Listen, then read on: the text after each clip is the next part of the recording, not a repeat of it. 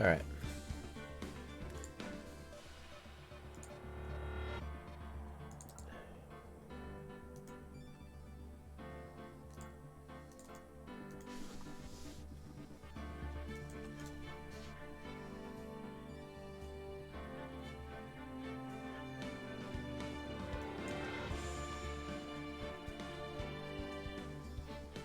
Alright.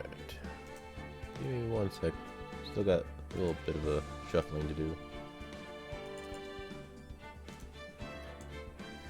Alright.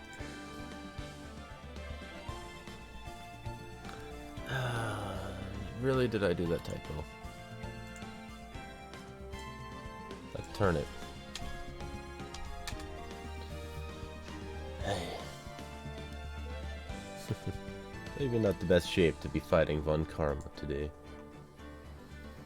Alright. So, let's get to it.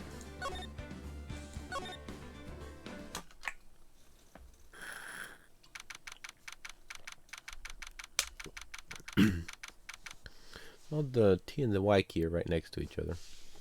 Can't blame me for that. It's impossible. Where's your proof I did that? Alright.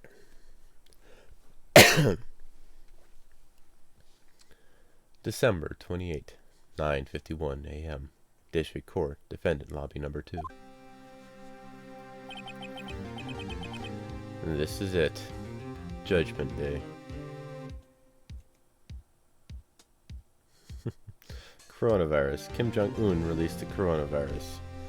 Uh-huh.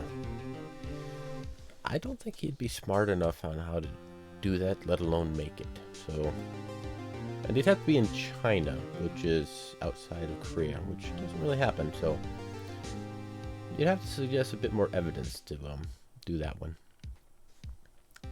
Judgment Day. Today, things are going to get settled at last. A lot of things. What's the big idea? Sorry, Nick. I only touched your shoulder. I guess the shock hasn't worn off from my run-in with the stun gun yesterday. Anyhow, today's the last day of the trial. Good luck, Nick.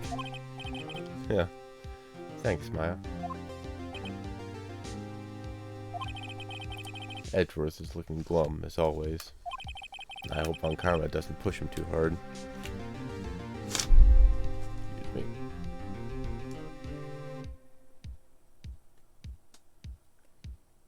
Well, you still have to present the actual quote for that. I could say he didn't say that. I could say he said after that, no, it's not a Christmas present. I want it back. Give me back my virus. And so it wasn't him. Or some such.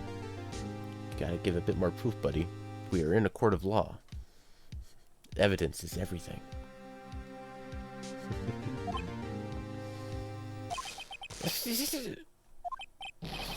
What are you doing? Sorry, I'm sorry. I just thought I'd cheer you up with a pat on the back. Maya, maybe you should go outside and discharge? Right, good idea. Try not to electrocute anyone on your way out. Pal.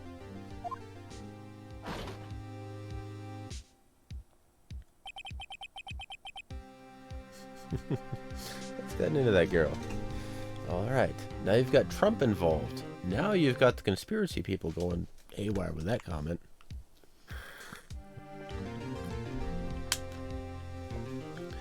It's gonna be a fun one. But Trump is a germaphobe, so there's no way he wouldn't allow the coronavirus to go through. You're a tough opponent there, mister. What's gotten into that girl? Detective Gumshoe. Morning, Mr. Edgeworth? Good morning. How did it go, Detective? Have no fear. As promised, I've captured our runaway caretaker. I just brought him in. Took all night, pal. Thanks, Detective Gumshoe. You must be tired. Actually, after that shock I got on the way in, I feel pretty good. Yogi says he's forgotten his own name. But that has to be a lie. Why would he want revenge on Nitruth if he couldn't remember his past? He does remember, and I'm gonna prove it. December 28th, 10 a.m. District Court, Courtroom number 3.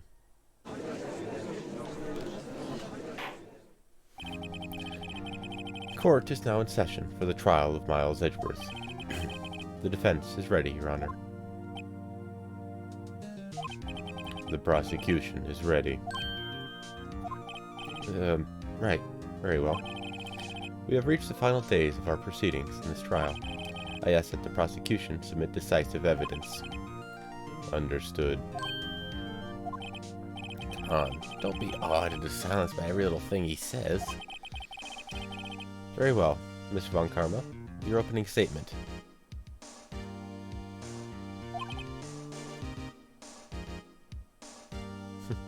Alright. This microwave society is over live streaming, so Periscope died out years ago. Well, I'm currently going through Restream. I'm on Twitch, Mixer, YouTube, Periscope, Facebook, LinkedIn, Steam, and myriad of other things. It is what it is. Live streaming may be dying off, may not be. I find it fun, and I meet new people this way, so I don't really mind. It's a hobby of mine. One that I really actually enjoy, which is why I'm up at 4:30 in the morning doing it. Welcome to the stream, buddy. Alright.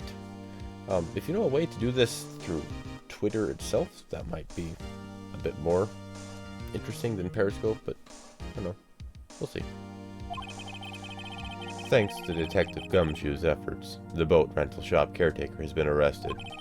In yesterday's trial, the defense asserted that the caretaker was the murderer. However, the caretaker has yet to confirm this.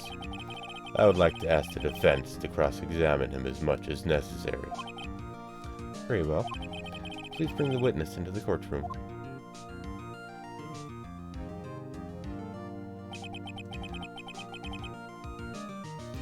Ladies and gentlemen of the court, I believe you all remember our witness.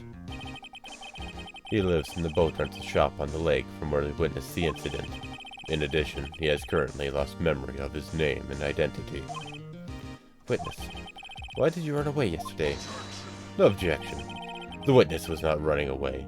He will now testify. I see. Very well. Please begin your testimony. The comments are coming from Periscope, a Twitter stream I'm going through. So the Restream bot is putting his comments into everyone else's chat.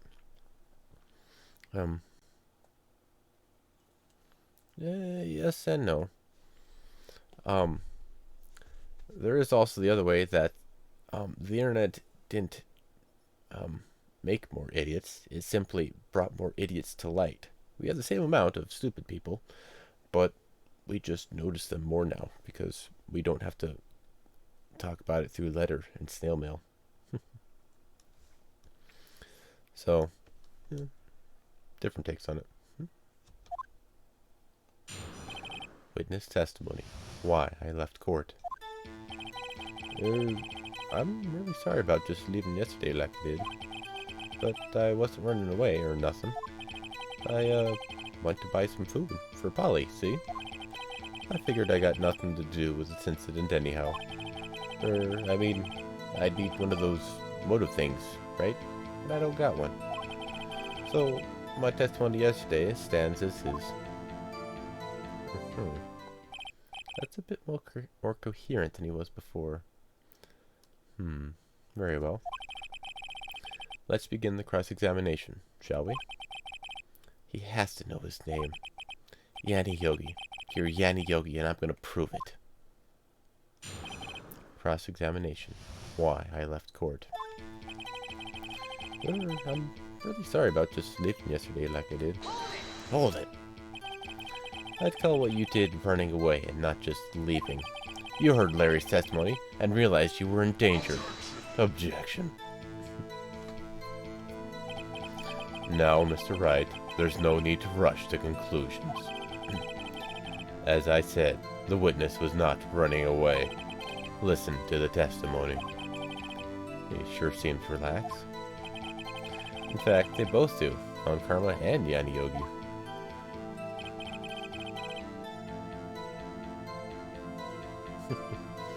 Well, yes and no.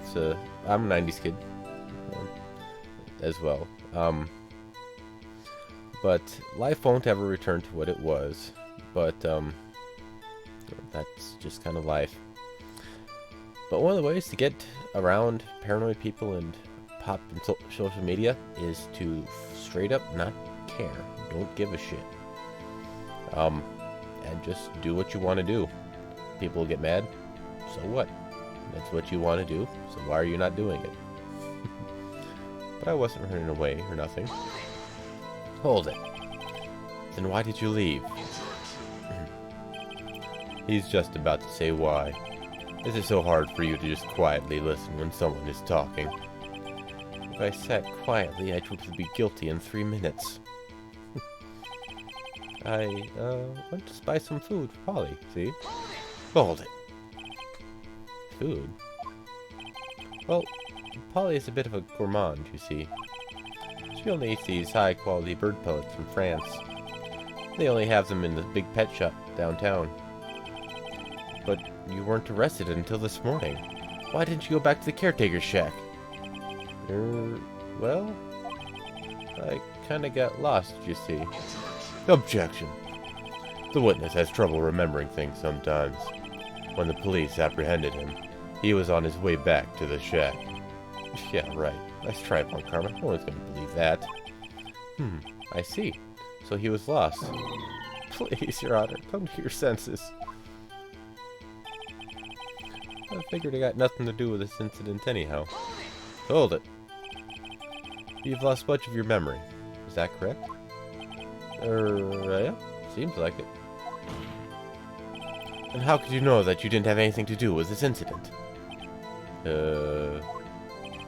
Or maybe you're lying about not having your memory, You know exactly who you are. Objection.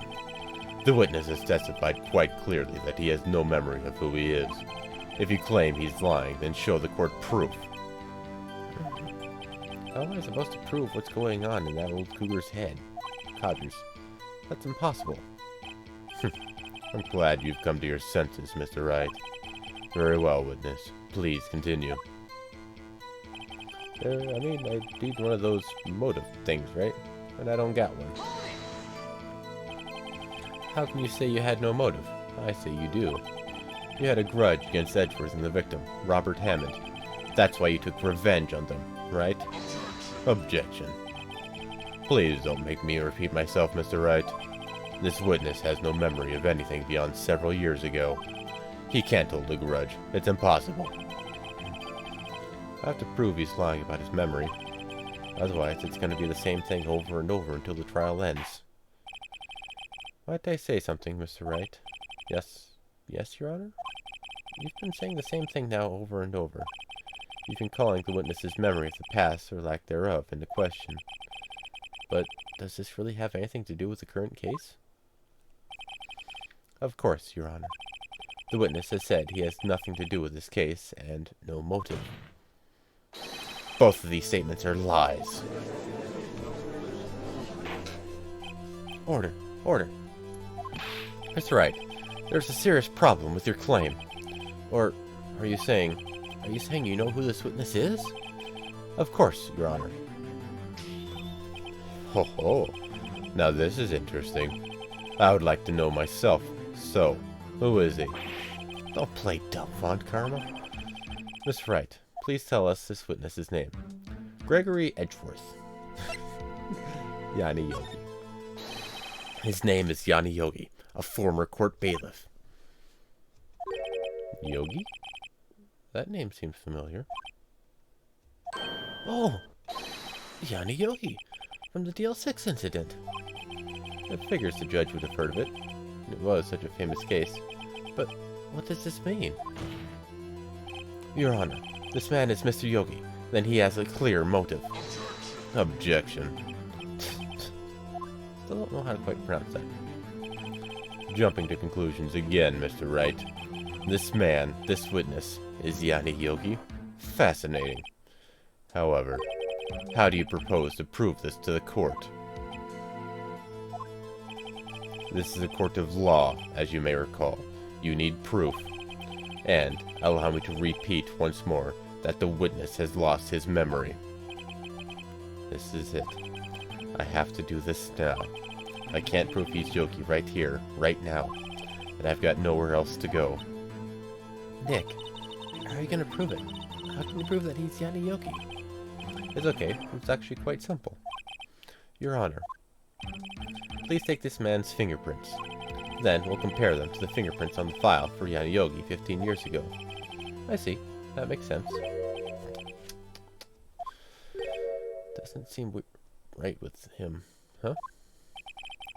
I'm so very, very sorry, Mr. Wright. Why? The witness has no fingerprints. What? What? No fingerprints?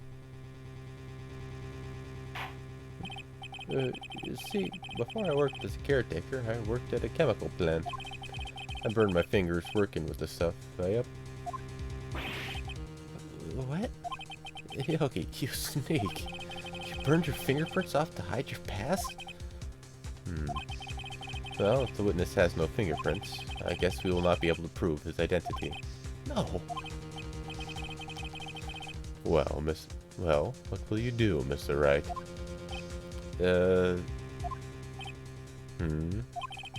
It seems that the case has been decided, no? No. I know what happened. I know everything. I just can't prove it. No, I can't let it end like this. I can't lose. There has to be another way. There is no one who can testify as to what this witness is. No one. Nick, what are we gonna do? I didn't even consider that he might have erased his fingerprints. What do I do? Well, Mr. Wright, perhaps you'd like to cross-examine his parrot for a little comic relief, huh? Yeah, very funny. You're a sore winner, Von Karma. Wait a second. Cross-examine his parrot? What is it, Nick? No, you're not going to... Your Honor. The defense would like to take Mr. Von Karma up on his proposal. Take Mr. Von Karma up? On my proposal? Exactly, Your Honor. I would like to cross-examine the witness's pet parrot.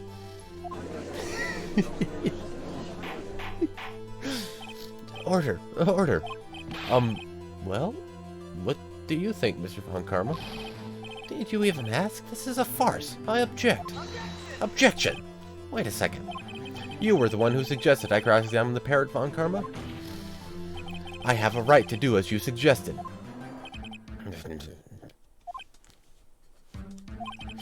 Well, if you're so desperate, then please be my guest.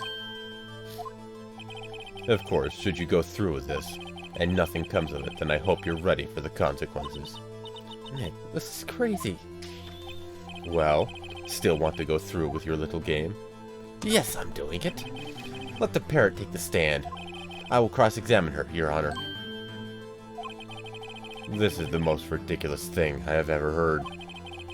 Von Karma's rigged every person's testimony, every piece of evidence, except the parrot.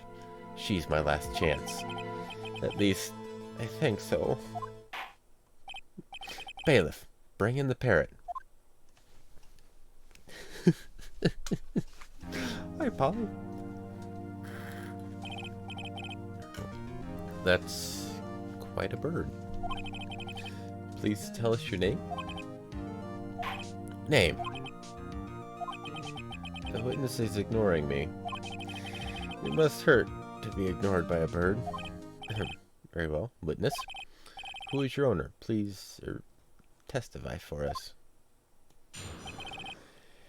Witness testimony. Who is your owner? Hello.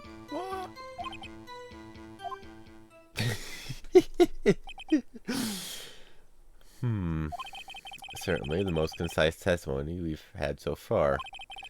Very well, begin your cross-examination. Right. What are you gonna do, Nick? I don't know. What do we do, Maya? Cross-examination. Who is your owner? Ah. Hello, hello, hello, hello. Ah. Witness, you can't just say hello and expect us to get anywhere. I want you to testify. Maya, you talk to her. Right, what do I say?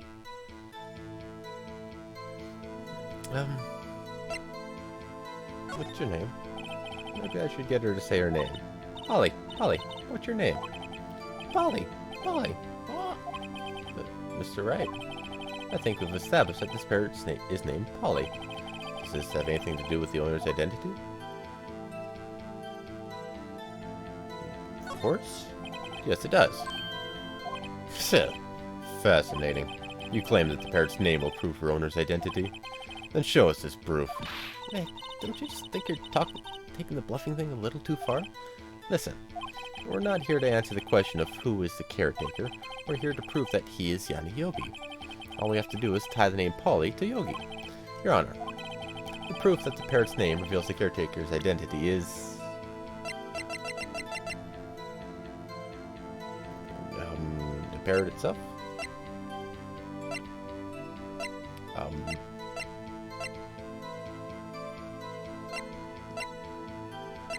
I probably screwed this up. Mr. Wright, I had hoped you would have learned this by now. Making random guesses here is a waste of the court's time. Uh-oh, what's wrong again? That is all. Witness, continue your testimony. Well, I guess we should try to get some information out of her. We need to show the judge that her owner is Mr. Yogi. Hello, hello. Alright, witness, you can't just say hello and expect us to get anywhere. I want you to testify. Maya, you talk to her. Right, what do I say? Have we forgotten something? As I recall, 2 days ago... Polly, Polly, have we forgotten something? Ah, don't forget the L6. Ah. If I can get Polly to say that here, that will prove that the caretaker had something to do with DL6. Polly? Have we forgotten something? Hello? Hello? Ah. That's not what you're supposed to say.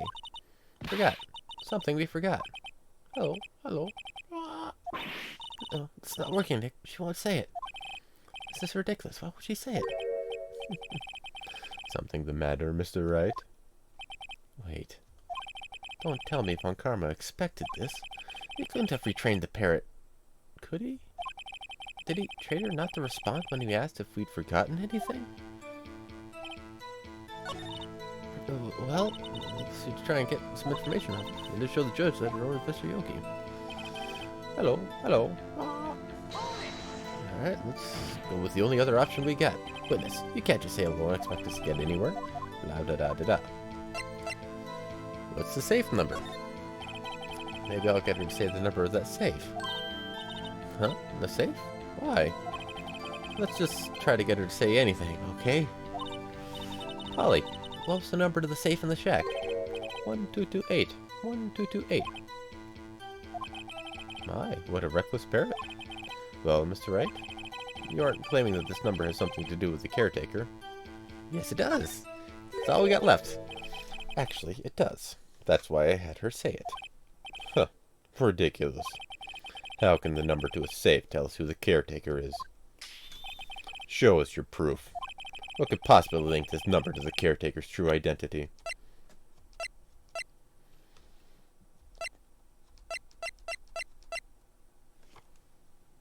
DL6? The DL6 case file? What is this obsession you have with that case? Mr. Wright, where in this file is something relating to the safe number?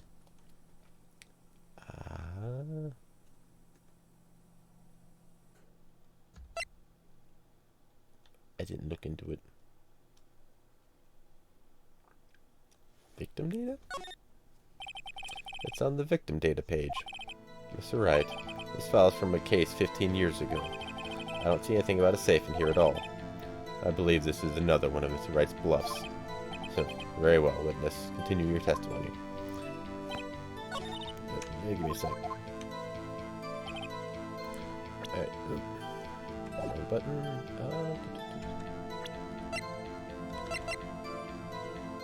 Oh, there's a check button. Alright. 1228. Case summary. Right there. Location elevator, district courthouse. Air and elevator was oxygen depleted at time of incident. No clues found on the case. Victim data. Gregory Edgeworth, age 35, defense attorney, trapped in an elevator, returning from a lost trial with son. Miles Edgeworth, age 9, 1 bullet found in heart. The murder weapon was fired twice. Yanni Yoki, age 37, court bailiff, trapped in an elevator with the Edgeworth. Memory lost due to oxygen deprivation. After his arrest, fiancée Polly Jenkins committed suicide. There we go. Alright, so Polly is on the suspect data.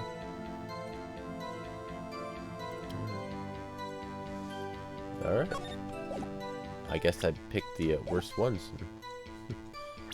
Alright, Nope. Press her, and then it's really short. Hello. Give me a sec. What did I say? What's the safe number? Go with that one. Maybe we get her to say the number off that. Huh? Safe? Why? Let's just try to get her to say anything, okay? Polly, what was the number on the safe in the shack? 1228. 1228. My, what a reckless parrot. Well, Mr. Wright, you aren't claiming that this number has something to do with the caretaker? Actually, it does. That's why I had her say it. Huh, ridiculous. How can the number to a safe tell us who the caretaker is? Show us your proof. What could possibly link this number to the caretaker's true identity? DL6 case file. I just looked it up. The DL6 case file.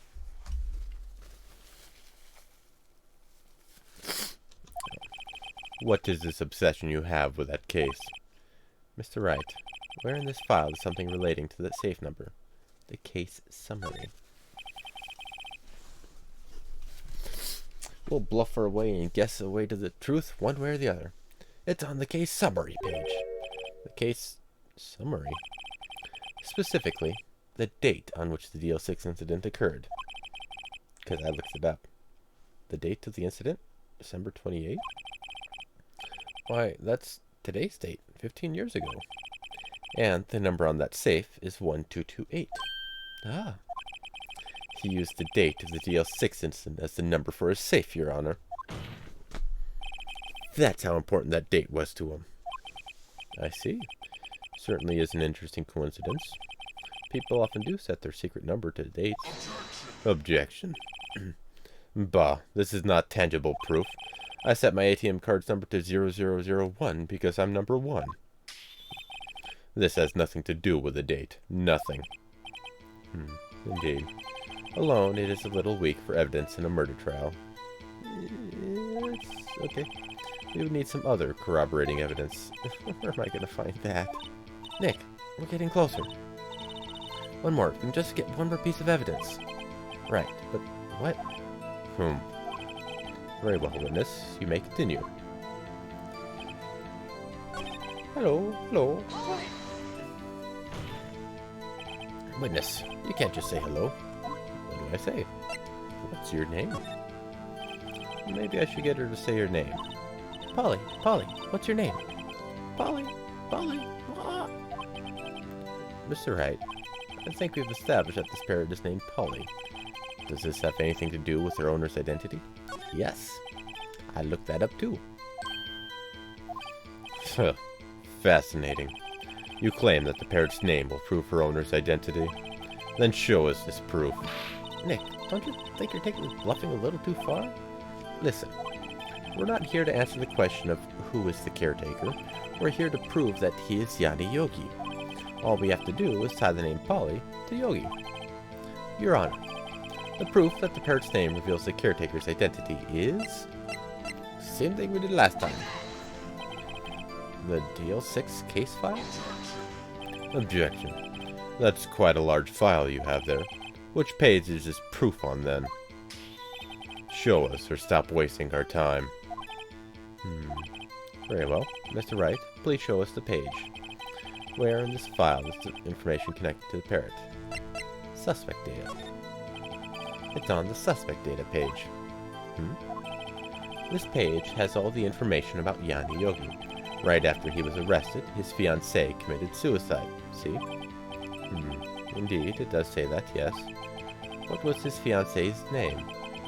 Polly Jenkins. Polly? Exactly, Your Honor. He wanted to remember the name of his fiancée who had committed suicide. That's why he named his parrot after her. I see. I guess that is possible. Objection. Bah, a mere coincidence, that's all. My granddaughter has a dog she calls Phoenix. Well, Mr. Phoenix Wright, does this make you my granddaughter's fiancé? She's only 7 years old. She's only 7 years old. God, it's hard to keep track of voices. That's enough. I think we've reached a conclusion here. This is a mere coincidence, that's all. True, that is a possibility. However, two coincidences at the same time seems more like a pattern to me. What are you saying? Summon the caretaker of the boat shop. Immediately. Witness. Tell us your name. Wait. This witness, he doesn't remember. No, it's okay.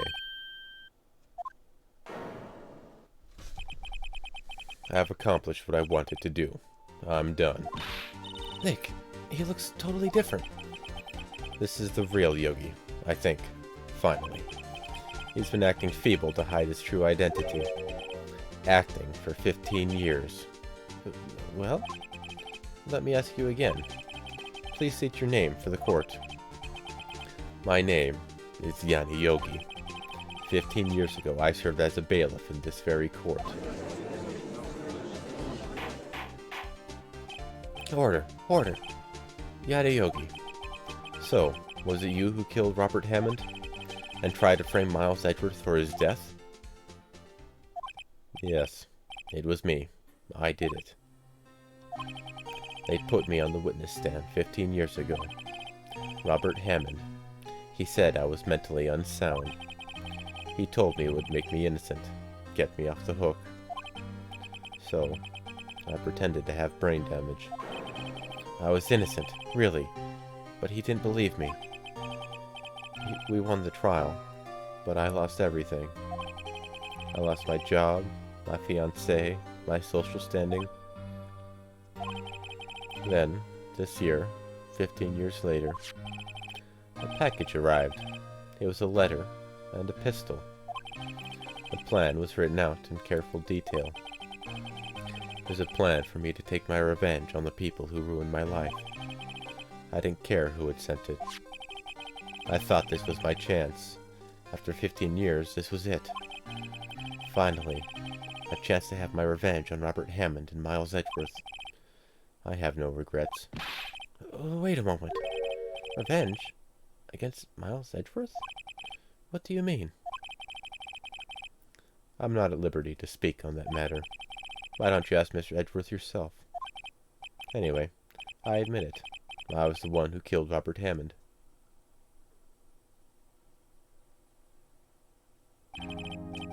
Von Karma, where's Mr. Yogi? Under arrest, Your Honor. I saw no room for error in his confession. Then the defendant, Miles Edgeworth, is innocent. In this case, at least. Very well. Will the defendant please take the stand? Aye. There are a few mysteries left unsolved. Still, you are cleared of suspicion for this particular case. So, I would like to pass judgment on the murder of Mr. Robert Hammond. Any objections? I don't believe it. Why isn't Von Karma saying anything? Very well. This court finds the defendant, Mr. Miles Edgeworth, not guilty.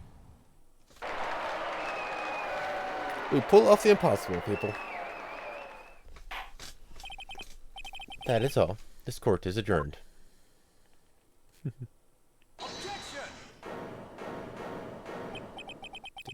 someone just say objection? It wasn't Von Karma. Wait, but that means... No. Edgeworth! Your Honor, I object to your judgment. What do you mean? I'm not innocent at all. As we have heard, Yanni Yogi killed Robert Hammond in revenge. But revenge for what? Nick, Edgeworth is trying to confess. He's gonna say he's guilty. He's gonna tell them that he was the murderer in the DL6 incident. He's gonna tell them he killed his own dad. What do I do?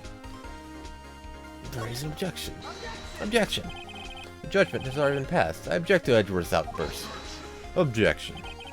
Didn't something like this happen yesterday, too?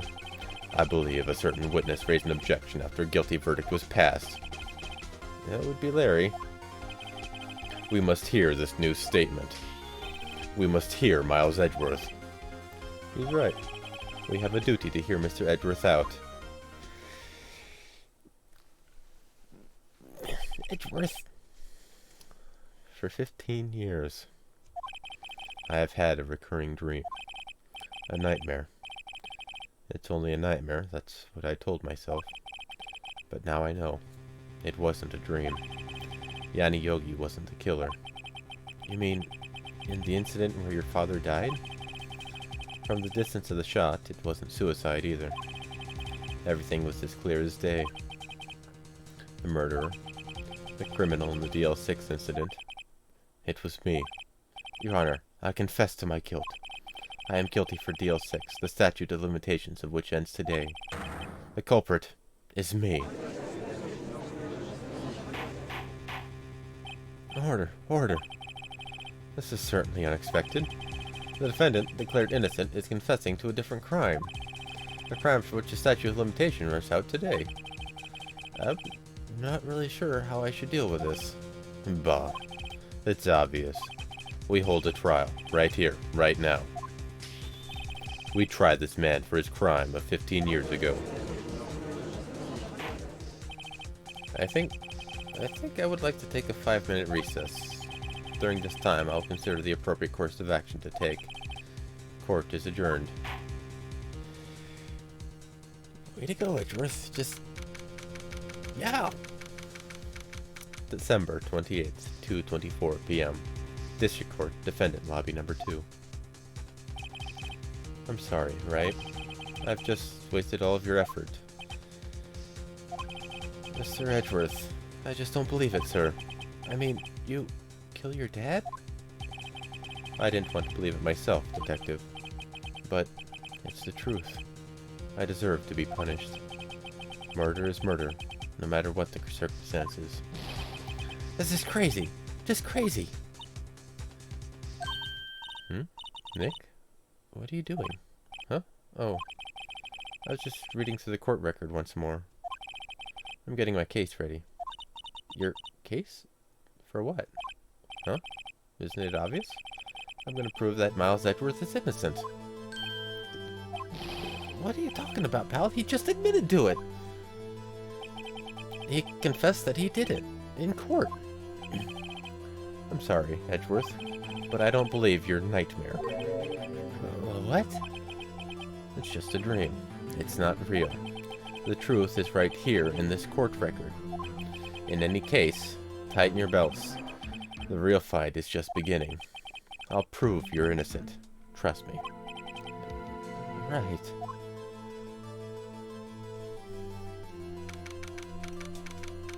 December 28, 2:30 p.m. District Court, Courtroom Number 3.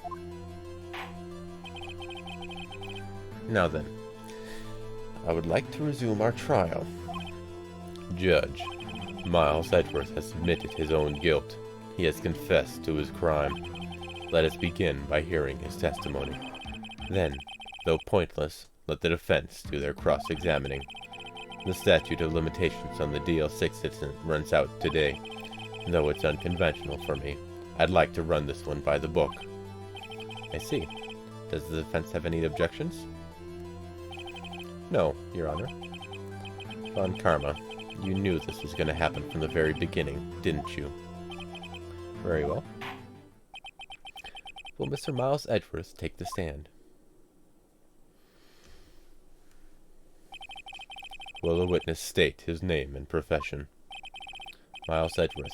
I am a prosecuting attorney. Mr. Edgeworth, 15 years ago you mistakenly killed your father, Gregory Edgeworth. Is this correct? It is correct. Then testify about this matter to the court. When Edgeworth was telling me about his dream yesterday, I noticed something. One detail didn't quite fit. That will be the key, but only if I can get it to work. Please, please. Witness testimony. The DL6 incident. That day, I had gone to the courtroom to observe one of my father's trials. As we went to leave, an earthquake struck, trapping us in the elevator. My father and Mr. Yogi lost their composure and began to argue. Just then, something heavy fell at my feet. I picked it up and threw it at Mr. Yogi. I wanted them to stop fighting. A moment later, there was a single gunshot, then a scream. It was a terrible scream. I remember it to this day. That's all.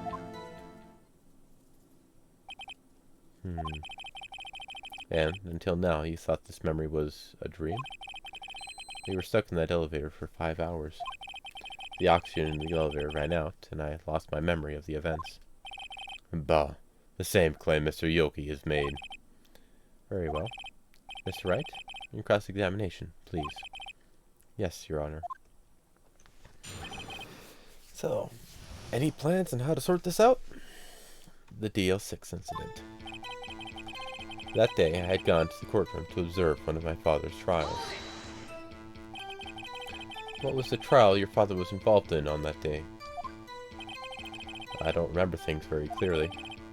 Only 2 things. I know my father lost, and Mr. Von Karma was the prosecuting attorney. Mr. Von Karma? You were handling that case? It was 15 years ago. I don't remember the details. That was when Edgeworth pointed out the problem in Von Karma's evidence. As we went to leave, an earthquake struck, trapping us in the elevator. So, there were 3 people, including yourself, trapped in that elevator? Yes, myself, my father, and Yanni Yogi. We were fine at first, but then, as time passed and no one came to help, my father and Mr. Yogi lost their composure and began to argue. What did you do then? I was a 9-year-old boy at the time. What could I do? I was scared, trembling in the corner. But then, just then, something heavy fell at my feet. What was it? A pistol. I assume it was the bailiff, Yanni Yogi's. The safety must have come off when it fell from its holster. And you picked it up. What happened next? I picked it up and threw it at Mr. Yogi. I wanted them to stop fighting. Did you know it was a pistol when you threw it? I think I knew. I knew it was dangerous. But the air was getting so thick, I panicked. So, you're saying that you threw the pistol at Mr. Yogi? I was in a daze. A moment later, there was a single gunshot, then a scream. The gun fired once? Yes. I think, after I threw it, I lost consciousness. Since then, they've echoed in my head, every day.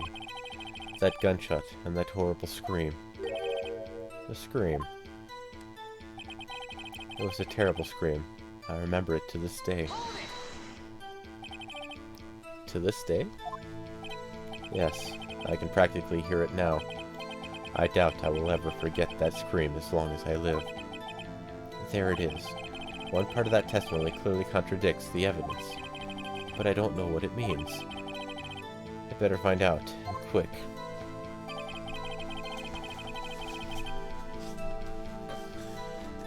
Alright, so, what do we got, guys? Robert's autopsy report. Time of death, sometime on the 24th. Oh, that's irrelevant. Irrelevant. An old photograph. DL6 is the Exhibit A is written on the back. Maybe. Overhead map of Gourd Lake. Not relevant at all. Pistol bullet found in the victim's body. The ballistic markings match the murder weapon's barrel. The murder weapon, 22 caliber, fired 3 times, bears prints from Edward's right hand. Metal detected makes a noise. Parrot, Polly. The DL6 incident. A photograph of the scene of the murder, taken from Gregory Edgeworth's heart, still bears clear ballistic markings. Location, elevator, district courthouse. Air and elevator was oxygen depleted. At time of incident, no clues found on the scene. Gregory Edgeworth, defense attorney, trapped in elevator, returning from a lost trial with son, Miles Edgeworth, age 9. 1 bullet found in heart. The murder weapon was fired twice. Yanni Yogi, age 37, court bailiff, trapped in elevator with the Edgeworths. Memory loss due to oxygen deprivation. After his arrest, fiancée Polly Jenkins committed suicide. Alright, let's see. Give me a sec. Court returned to observe one of my father's trials. As we went to leave, an earthquake struck, trapping us in the elevator. My father, Mr. Yogi, lost his composure and began to argue. Just then, something heavy fell at my feet. I picked it up and threw it at Mr. Yogi. I wanted them to stop fighting. A moment later, there was a single gunshot. Then I screamed. There we go. Single gunshot.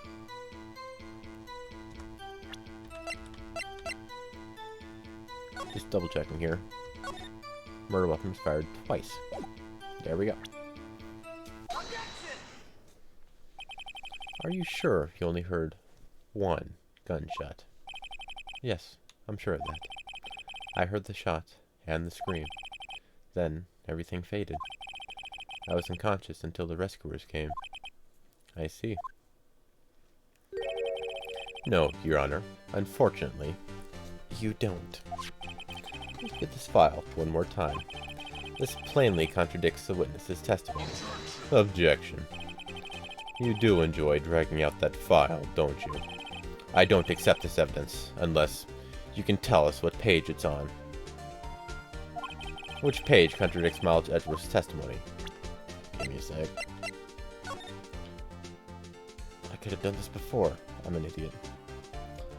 Case summary, victim data. Yeah, there we go. Look at the victim data in this file.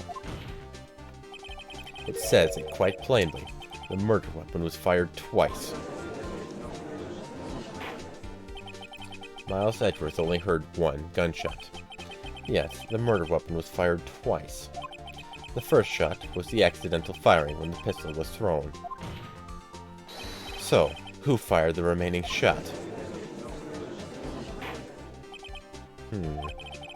Was there perhaps another shooter who fired that second shot? Objection. Your Honor, as I'm sure you're aware, this incident occurred 15 years ago. The evidence is dated. The pistol did fire twice. However, we do not know when that second shot was fired. It might have been fired the day before the incident. There is no proof that the second shot had anything to do with this incident. What?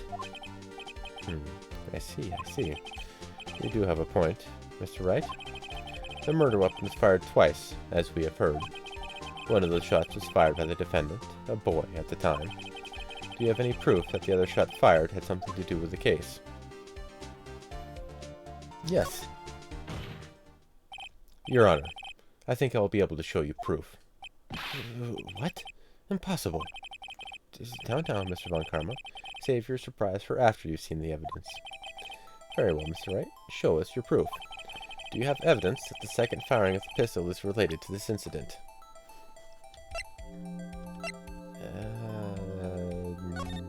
Yes. Yeah? We've got something. Maybe. Bullet hole? Let's go with it. Look at this photograph. This is a photograph of the scene of the crime, 15 years ago. I can see that the victim lying there is Gregory Edgeworth. This proves the murder weapon was fired twice at the time of the incident. This photo proves it. So, let me get this straight. This photo proves 2 shots were fired. Where? Your Honor, please get a clue. Show the judge the contradiction in the photo. Boop. As should be obvious, the contradiction is here. I see. A bullet hole in the door. Your Honor, Gregory Edgeworth was killed by a shot from the pistol. Yet there's also a bullet hole in the elevator door. We also know that the murder weapon was fired twice. Thus, someone other than Edgeworth fired that second shot. Order! Mr. Wright, what are you driving at? It's simple, Your Honor. At the time of the incident, 2 shots were fired. One went into Gregory Edgeworth's heart, the other hit the elevator door. Remember that the defendant lost consciousness after the shot he fired rang out. In conclusion, we must agree that the second shot was fired by someone else. Mr. Wright? But who could that someone be? The murderer, of course. I knew I should have stepped in before your wild fantasies got out of hand. Mr. Wright, look once more at the DL6 incident case file. Look close. Try the case summary page. The case summary, that's on page 1. Location elevator, district court. Air and elevator was oxygen depleted at time of incident. No clues found on the scene. Look what is written there. Not a single clue was found on the scene. If the pistol had indeed been fired 2 times, then the other bullet would have been discovered on the scene. He does have a point. That second bullet has never been found. Why? Because the second bullet does not exist. The bullet that claimed Gregory Edgeworth's life was the one fired by his own son. That is the truth of this matter. The whole truth. It was undoubtedly something else that made that bullet hole in the door. Order. I will have order. Mr. Wright has proven one thing to us quite clearly, that the murder weapon was fired twice at the time of the incident. However, as Mr. Von Karma says, the second bullet fired was not found. It is highly unlikely that the police merely overlooked this second bullet. So, all we have is the single bullet fired. I'm afraid I have to discount the defense's claim. I praise the judge for his wisdom in this matter. How did this happen? I don't believe that the second bullet didn't exist. Was I wrong? Have I been wrong about this whole incident? What are you doing, Nick? Why aren't you raising an objection? I'm sorry, Maya. What? It looks like I was wrong. Nick? If the second bullet wasn't there, then all my conjectures are for nothing. No. But you said you'd do it, Nick. You said you'd get Edward declared innocent. I'm sorry. It's just, when I saw the photograph, I thought that 2 shots had been fired. I was so certain of it. I thought I'd won. I thought there was another person, someone else who fired the killing shot. But now, I was wrong to think it could be that simple. This case has stood unsolved for 15 years. Nick.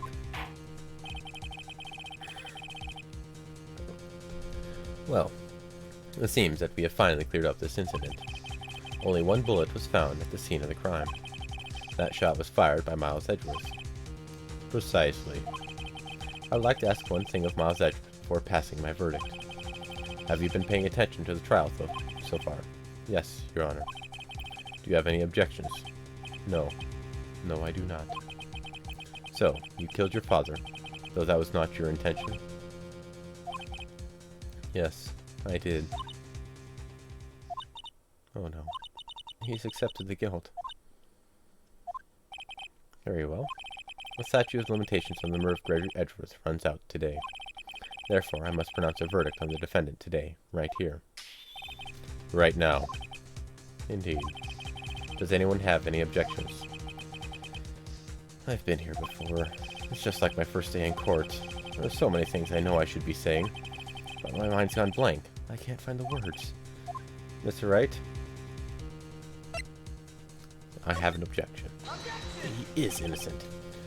Your Honor, I object. Mr. Wright, on what grounds do you object, Nick? I don't know. This case is perfect. Oh, no. It must exist. The second bullet. What? What did you just say? Nothing. The second bullet must exist? But where? Someone took it. It seems waiting is not going to bruise us any answers from Mr. Wright. Wait, Your Honor. The second bullet. It existed. What? But we've just heard proof that it did not exist. I realize that, Your Honor. I'm really grasping here. It's just someone took it from the scene of the crime. That's what happened. But who? The murderer. Objection. The murderer? Then tell us, just who is this murderer? I'm still thinking about that one. So the criminal took the second bullet. But why? Huh? First of all, how would they have found it? It's not easy to find a stray bullet, Mr. Wright. Was there some pressing need for the murderer to search for that bullet? The murderer had to find it. Of course there was a need. That's why they took it. Bah, what possible reason could they have had? Well, the reason the murderer took the bullet away from the scene with them is... the bullet would be proof. Or maybe they thought that the bullet would be used as proof? Proof? It was a special bullet, so they took it with them. Objection. If that was the case, then they should have taken the bullet from inside Gregory as well. Huh? Why would they only take one of the 2 shots fired? Oh, right.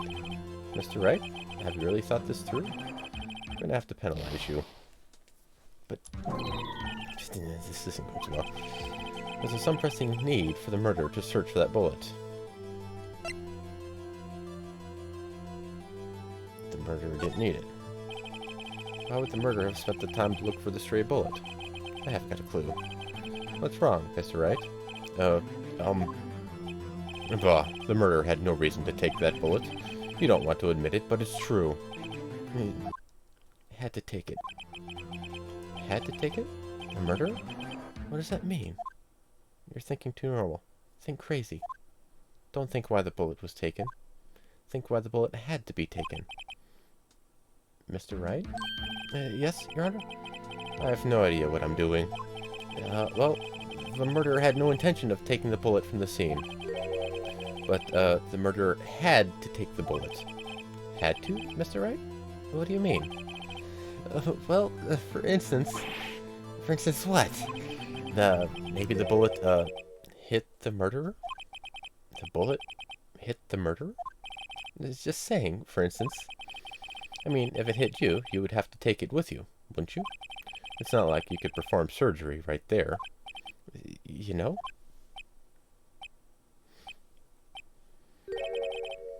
Wait a second. I was just talking off the top of my head, but what if that's really what happened? Let me get this straight. So, at the time of the murderer himself was shot, and they left with the second bullet still inside of them? Thus leaving only one bullet at the scene of the crime? Yes. I guess that's how it would work, yes. But there's a problem with that. The other 2 people rescued from that elevator, Miles Edgeworth and Yan Yogi, were both unharmed. So that would mean the murderer came from outside, yes.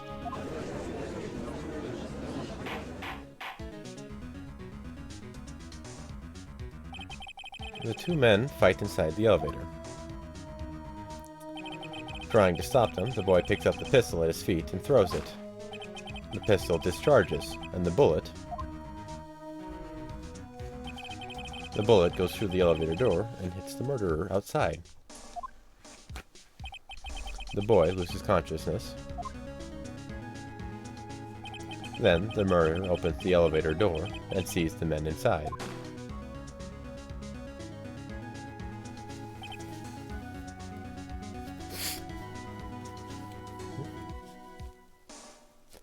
Sorry. Mr. Wright, you are truly the most unpredictable defense attorney I've ever seen. I can tell you're grasping, yet I cannot deny the possibility of what you say. Objection. What are you saying? Deny it. Deny it. No one involved with the incident was wounded. There was no murderer. No one was wounded at the time of the incident. He's right. I can't think of anyone. Hey, Nick. Huh? I just thought of something really crazy. Crazy? Remember what Mr. Grossberg said yesterday? Last week. Gregory Edgeworth dealt a blow to his perfect trial record. Wow. It must have been quite a shock for Von Karma. He took a vacation for several months after that, you see. Yes, an unusual event for the man. That was the first, and the last, vacation he's taken in his many years of prosecuting.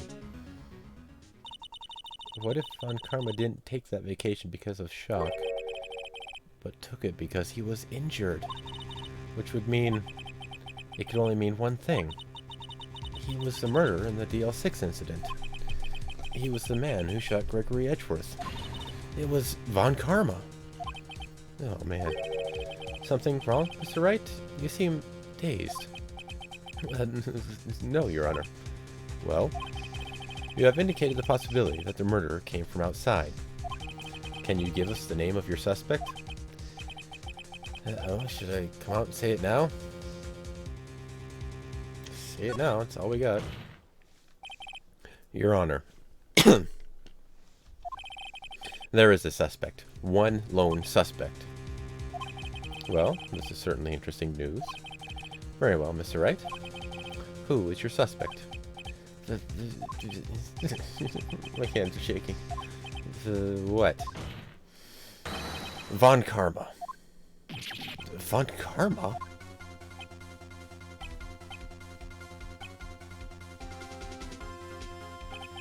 You mean the Von Karma, the prosecutor, the one standing right over there? Bah. You don't object? I see no need. Why honor this ridiculous outburst with my objection?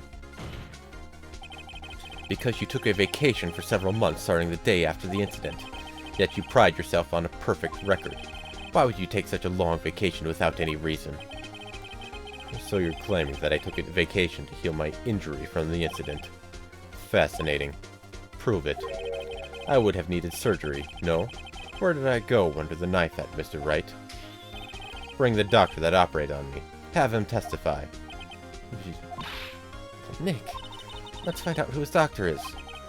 It's no use. Edgeworth? I know Von Karma. Perhaps too well. He's perfect. He wouldn't leave clues. He probably didn't undergo surgery. That would leave a doctor as a witness. Nobody's that perfect. So what, Nick? Did Von Karma pull the bullet out by himself? That's insane. No, he couldn't have. You can't just pull bullets out of yourself. Wait. What does that mean? That bullet has to be somewhere. But where? Well, Mr. Wright, can you produce evidence to prove that I was shot? Alright, Von Karma, I'll prove it. And I'll even use evidence. I know how you like it so much. What? The evidence that proves Von Karma was shot is... Can anyone guess?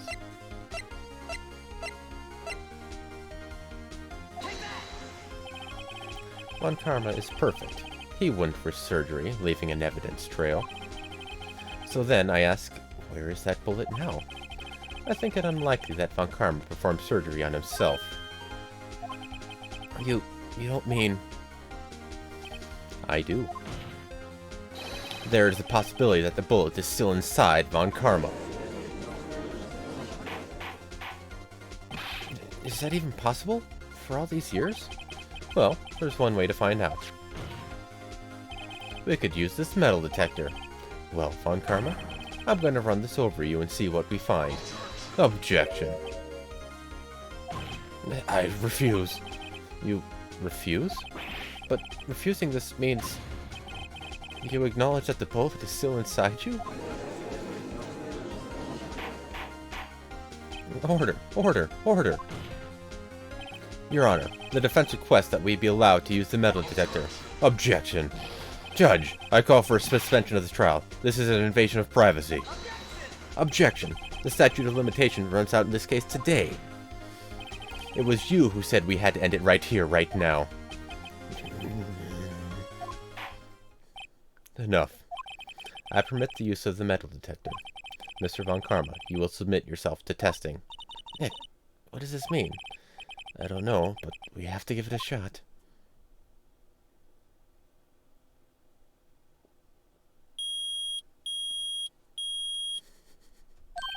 It reacted. Something's inside his right shoulder. The bullet. Mr. Von Karma? You. It was you. I was afraid this would happen. And so, I remained silent. Indeed, there is a bullet in my shoulder. However, it has nothing to do with this incident. What?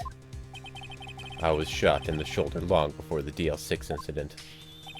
I claim that the bullet in my shoulder has no relation to DL6. But Mr. Von Karma, can you prove that?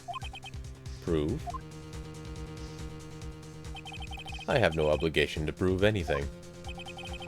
It is Mr. Wright who must prove something here. Not I. Mr. Wright? Well, can you prove it? Can you prove that the bullet in Von Karma's shoulder was from DL6? Of course he can't. You don't have any of the DL6 evidence. That's because you took it out of the records room yesterday. With no proof, you cannot convict me of any crime. So sorry, Mr. Wright. No, I'm the one who's sorry, Mr. Von Karma. What? You were close. One day away from freedom. But you see, I have proof. What? Who would have thought you would dig your own grave trying to convict Edgeworth? I can link that bullet in your shoulder to the DL6 incident.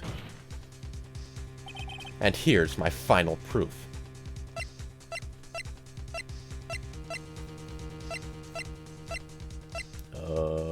Bullet. Taken from Gregory Edgeworth's heart. Still bears clear ballistic markings. There we go. That's... a bullet? Where did you get that? This is the bullet used in the DL6 incident. This was taken from the heart of the victim, Mr. Gregory Edgeworth. The bullet is preserved quite nicely, with all the ballistic markings intact. Ballistic markings? You may recall the term. It came up in the first trial 2 days ago. Ballistic markings are the fingerprints of a weapon. All bullets fired from a gun are marked with that weapon's unique pattern. By examining the markings, you can tell which weapon fired the bullet. It's quite accurate. We have 2 bullets in our possession. One, the bullet removed from Gregory Edgeworth's heart. The other, Mr. Von Karma, is the bullet buried in your shoulder. We could analyze both bullets, then, if the markings matched, we would know that both bullets had been fired from the same gun. The very same pistol. In other words, the murder weapon that killed Gregory Edgeworth. Mr. Von Karma, you will let us remove the bullet from your shoulder. Then we'll compare the ballistic markings to those on this bullet. And solve this case once and for all. Well, Mr. Von Karma?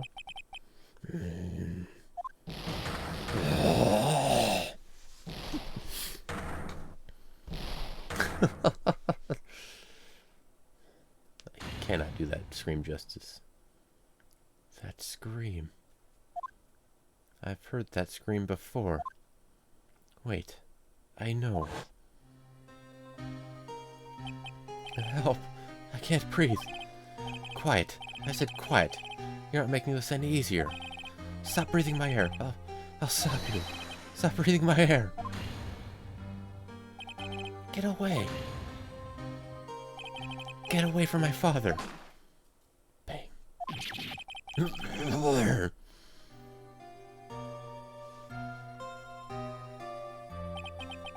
It's that scream I heard in the elevator 15 years ago. Von Karma, it was you who screamed.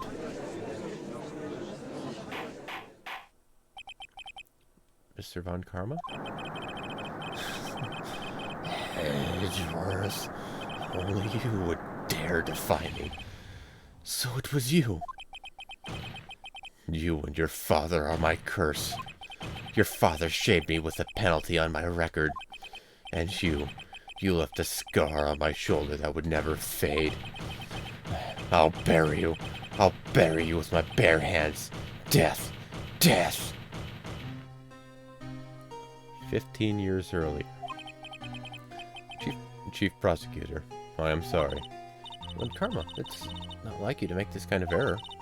I never would have thought that Edgeworth would be one to catch you. I was careless. I'm sorry, but you will have to be penalized. I've covered for you in the past, but not this time. Edgeworth. It was a shock like none I had ever known. Me? Penalized? It took hours for me to regain my composure. Suddenly, I found myself in the darkness. I was in the court records room. I must have wandered in there without thinking where I was going. The room was pitch black. The lights must have gone out. I went out into the hall and felt my way to the elevator. I pressed the button, but nothing happened. Then, there was a noise. I was in pain, a horrible, burning pain in my shoulder. Just then, the lights came back on. The elevator door opened before my eyes.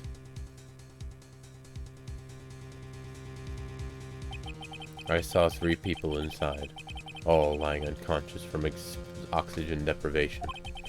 Much to my surprise, a pistol lay at my feet. I knew then it was my destiny.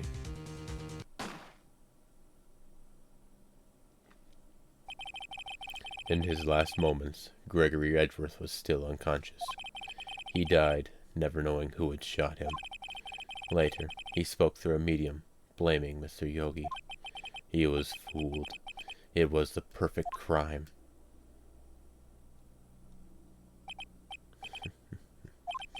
Who would have thought another man would have come to open that elevator door? Judge. What? What are you doing? Do your job. Bring an end to this miserable charade. Now, end it. Very well.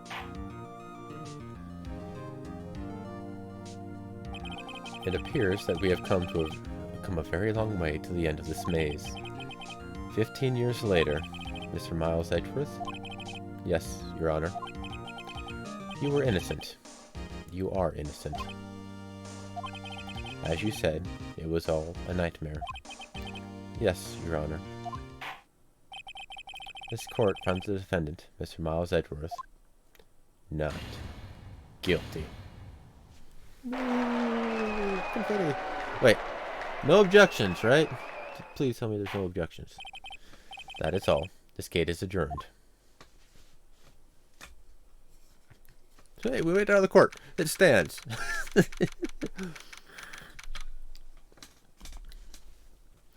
December 28, 5:38 p.m.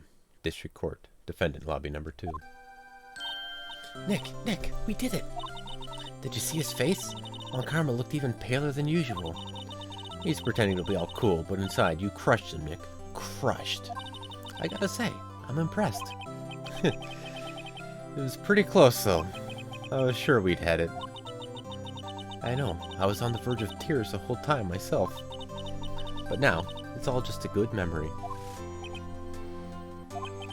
So, it's finally over, Edgeworth. Right. Yeah?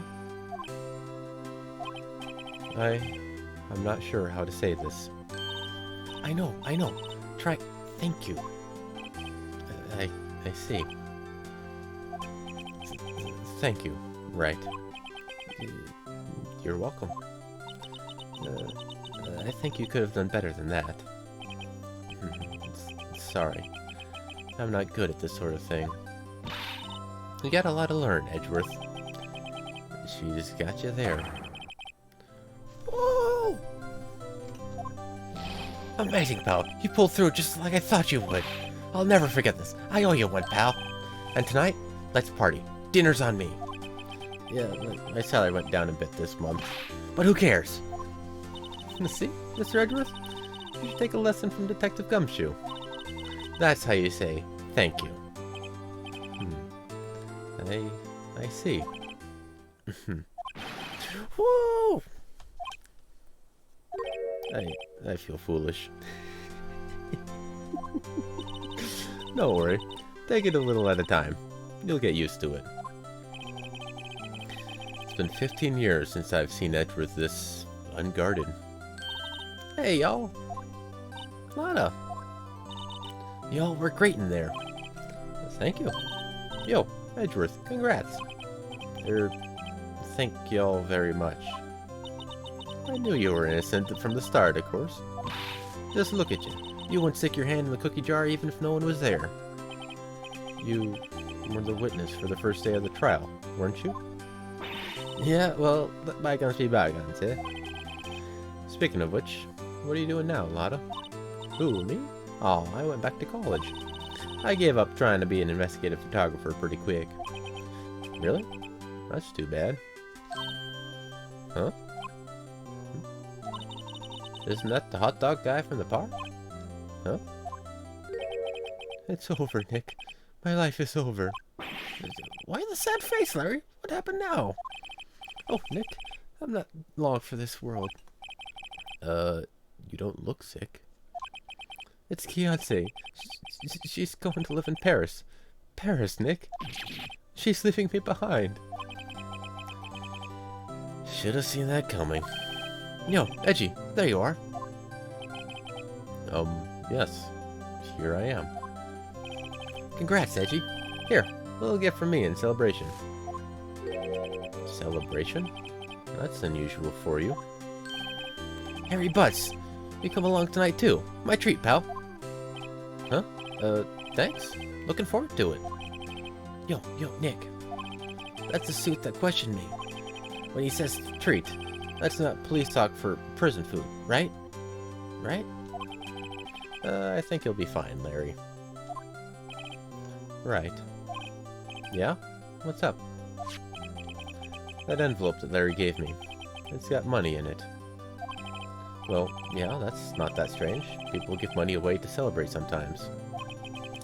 It's $38, right? Huh? What a weird amount. I mean, it's not a little, but it's not a lot either. $38 exactly? Nick! Wasn't that exactly the amount of lunch money that was stolen from Mr. Edgeworth in school? $38. No. No! Larry! It was you?! What are you so surprised about, right? Huh? Larry was absent that day from school, right? But that doesn't automatically rule him out as a suspect. What? Think back to that day, 15 years ago. Larry took the day off, but he was bored, so he came into school anyway. Then he saw the money lying there, and the rest is history. I never was good at history. Edgeworth, you didn't know, did you? I suspected. I just couldn't picture Larry protecting you like he did that day. Everyone else was saying you did it. The whole class was against you, remember?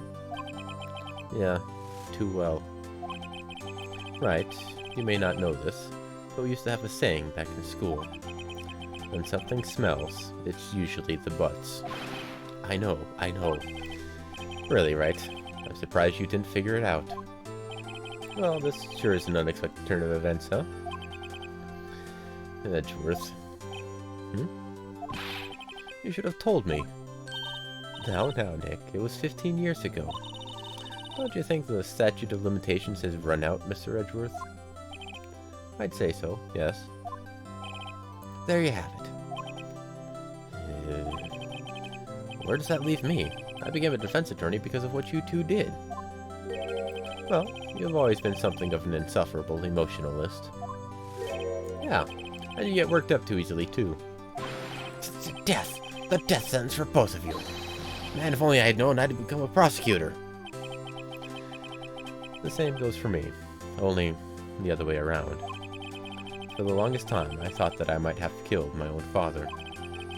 I thought I might be a criminal. I became a prosecutor in part to punish myself. If I had known the truth, I might have become a defense attorney after all. Edgeworth. Want to switch, right? Hey, y'all, line up. I'll take a photo. Hey, photo time. Let's go. And after that, dinner on me. Detective Gumshoe took us out on the town. Detective Gumshoe took us out on the town that night. We celebrated Edgeworth's newfound freedom, even though Edgeworth himself was still in detention.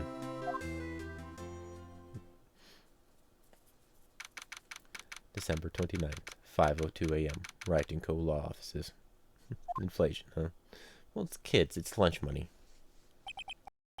I went a little overboard yesterday. My head hurts. Huh?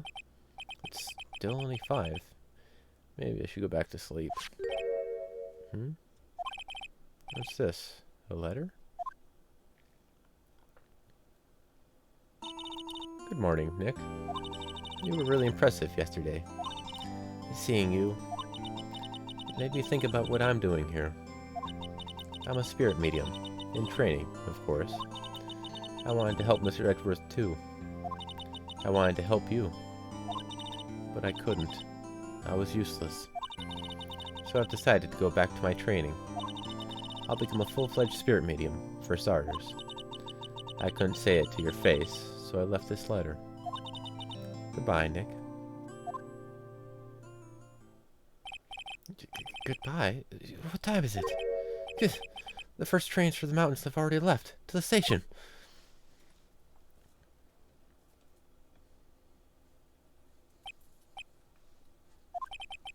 I guess I'm too late. Hey! Nick! Maya!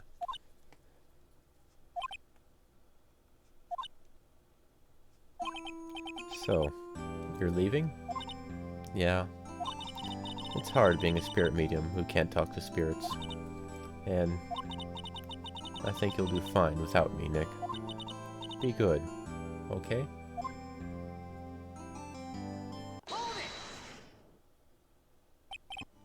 Wait! What? I never could have saved Edgeworth without your help. Huh? On the last day of the trial, I heard her. I heard Mia's voice. You heard my sister? Yeah, only her voice, but still. It was at the very end when I thought we'd lost everything. Well, that's my sister for you. Detective Gumshoe helped, and Mr. Grossberg, and even Larry. I'm the only one who couldn't help. I was useless, Nick. But you were the one who stopped Von Karma, Maya. Huh? I didn't do anything. All I did was wander around in a daze. Sorry, but I have evidence that you helped. Evidence? Show Maya some evidence to cheer her up.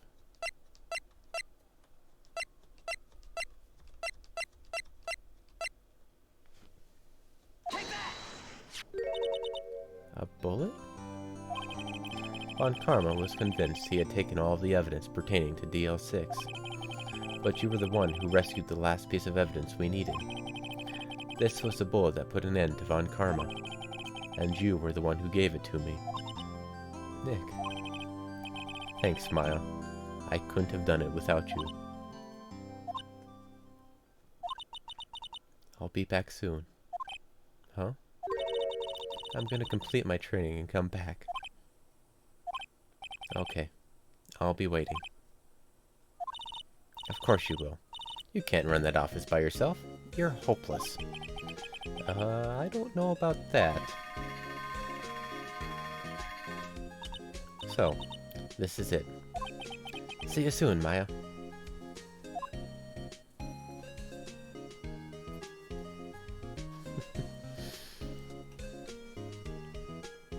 Thanks, Nick.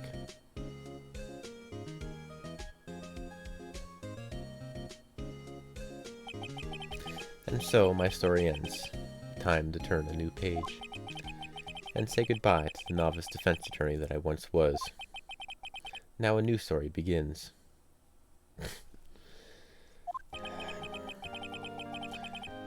The same old crazy cast of characters. Huh. Don't think you've graduated yet, amateur. That's alright. Perhaps you'd like to rethink that claim? Yes, Your Honor. Yeah, I got a bad feeling about this. And yeah, it's your comment before about this is the end of the first game. Sort of. Hey pal, Mr. Edwards came down to the precinct to wish me a happy new year. Talk about a pleasant surprise. Whoop! Detective Gumshoe! Then he hung his head low and went right back to outside. Kind of like he was embarrassed or something. Strange, huh? This game version came out on the Game Boy, and then they had the DS version, and now apparently a PC version. The Game Boy version ended here. The DS had an added episode to it. Huh? Nick? Who, me?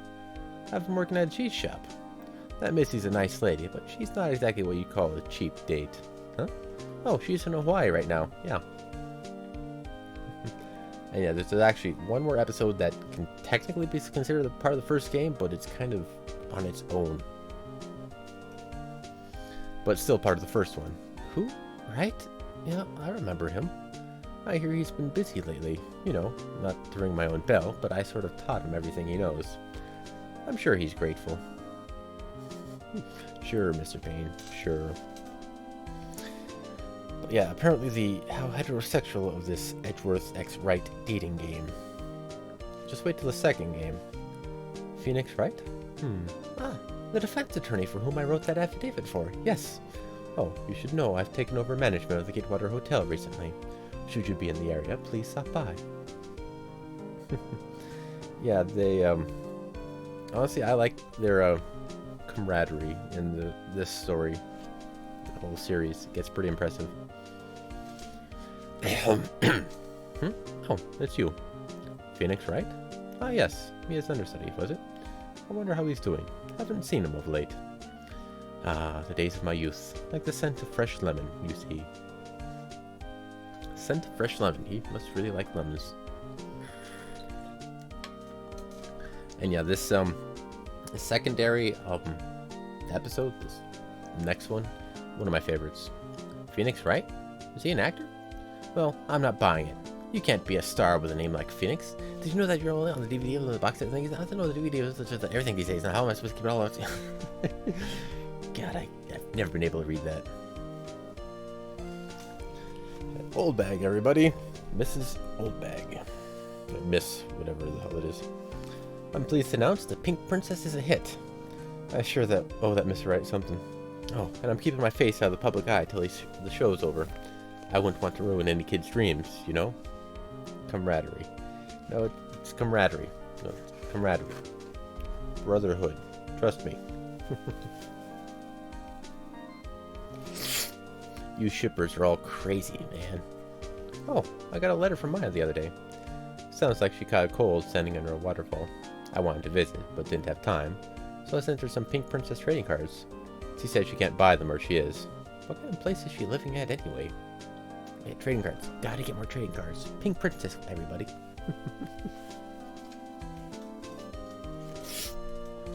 But yeah, there's a lot more Edgeworth in the other games too. Yes and no. Right? Who's that? You want to talk? Let's talk Pink Princess, alright? But, you know, I stuck into the studio the other day. and I saw her. The one inside the pink princess suit. Oh, what a dog. It's kind of a shock for a boy of my tender age.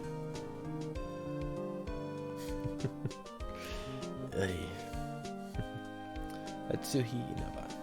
But yeah, it's there's some pretty impressive stuff in the later games. Yeah, I remember, right? That lawyer guy. Huh, me? I've been training to become a paranormal photographer. You know, that picture I took of everyone? Well, just behind them, there's a ghost. For real? Now that's talent. I'm gonna be famous. She's actually right. But yeah, it's